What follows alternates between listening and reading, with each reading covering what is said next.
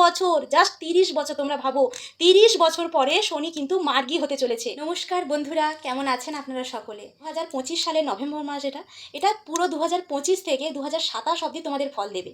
তো চলো, তোমরা সকলেই জানো কর্মফলদাতা শনিদেবকে বলা হয়। তাই এই কর্মফলদাতা শনিদেবের বিভিন্ন অবস্থান, মানে বক্রী অবস্থান বা আমাদের জীবনের সাড়ে সাথী, এগুলো আমরা চলতে ফিরতে শুনেই থাকি। এই অবস্থানগুলো অনেক জাতক জাতিকার জীবনে বিভিন্ন রকম প্রভাব বিস্তার করে।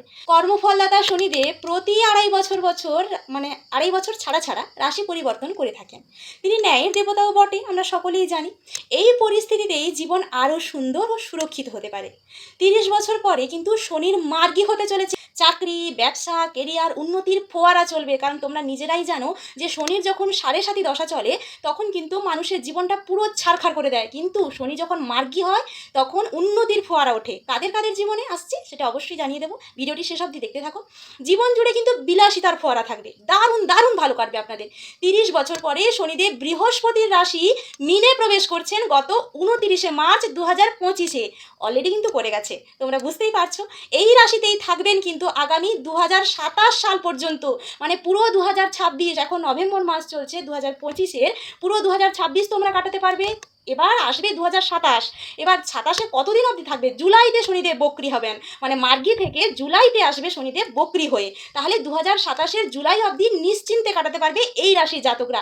বৈদিক শাস্ত্র মতে আগামী 28 নভেম্বর 2025 সকাল 9:20-তে, টাইমটাও আমি আপনাদের বলে দিচ্ছি, সকাল 9:20-তে মিনে মার্গী হতে চলেছেন শনিদেব, মানে মীন রাশিতে মার্গী হচ্ছেন শনিদেব 2025 সালের 28 নভেম্বর। এবার নতুন করে জীবন শুরু করতে পারবেন জাতক জাতিকারা। শনির মার্গীর ফলে মিথুন রাশির জাতক জাতিকারা বিশাল উন্নতিকর পরিস্থিতি আসতে চলেছে। শনির সোজা চালে ভাগ্যদেবী প্রসন্ন হবে মকর রাশির, এবং তাদের আগের থেকে পরিস্থিতি আরও ভালো হবে। শনির সোজা চালে এবার মালামাল হতে চলেছে, জাস্ট মালামাল হতে। শনিদেব রাশির কিন্তু পঞ্চম ঘরে বিরাজমান। তিনি দেখছেন নবম ও দ্বাদশ ঘরকে। তার ফলে কি হবে? বিদেশ যাত্রায় ভালো খবর পাবেন। অনেক সমস্যা আছে, তা নভেম্বরের পর থেকে কিন্তু ভালো হয়ে যাবে, চিন্তার কোনো কারণ নেই। শরীর স্বাস্থ্য ভালো থাকবে, ব্যবসা বাণিজ্যের ক্ষেত্রে যে রণনীতি তৈরি করা প্রয়োজন সেটি কিন্তু সম্পন্ন হবে। এবার আসছি তুলা রাশির জাতক জাতিকাদের। কাদের তুলা? অবশ্যই কমেন্ট বক্সে লেখো। আপনাদের মানে তুলা রাশির জাতক জাতিকাদের জন্য শনির সোজা চাল খুব ভালো ফল দেবে। টাকা পয়সা বিশাল পরিমাণে লাভ করতে পারবেন। খুশি জীবনের দরজায় কড়া নাড়বে, জাস্ট কড়া নাড়বে। যদি না লাগে অবশ্যই কমেন্টে জানাবেন। শনির ষষ্ঠ ঘরে মার্গী হতে চলেছে, বিশাল উন্নতিকর পরিস্থিতি আসতে চলেছে।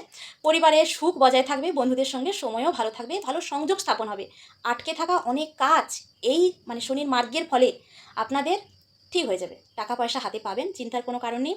অতএব তুলা, মিথুন এবং মকর রাশির জাতক জাতিকাদের জাস্ট জীবনটা খুব সুন্দর হতে চলেছে।